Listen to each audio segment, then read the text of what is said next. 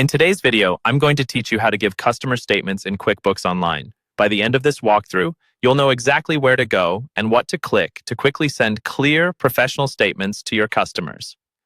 Let's get started from the main dashboard in QuickBooks Online.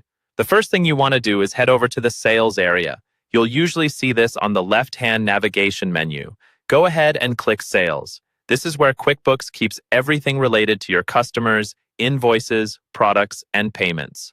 Once you're in the Sales section, look for the Customers tab and click on that. The Customers page is your master list of everyone you do business with. You'll see names, open balances, and other details that give you a quick snapshot of who owes you money and what their account looks like. Now that you're on the Customers page, you're ready to choose who should receive a statement.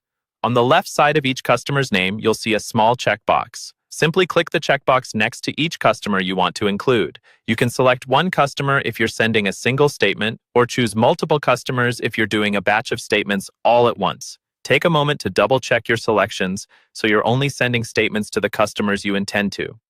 Once you've selected your customers, look toward the top of the customer list for a drop-down menu labeled Batch Actions. This menu lets you perform actions on several customers at the same time, which is a big time saver. Click on the Batch Actions drop-down, and from the list of options that appears, choose Create Statements. When you select this, QuickBooks will prepare statements for all of the customers you checked. Depending on your setup, you may see options to adjust things like the statement period, the type of statement, or how the statements will be delivered, such as by email or to be printed later. Before you finalize and send, it's always a good idea to quickly review the generated statements to make sure the dates, balances, and customer selections are correct.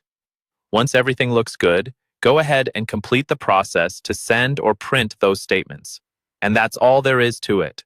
By navigating to Sales, selecting your customers, and using the Batch Actions menu to create statements, you can manage your customer communications in QuickBooks Online quickly and efficiently.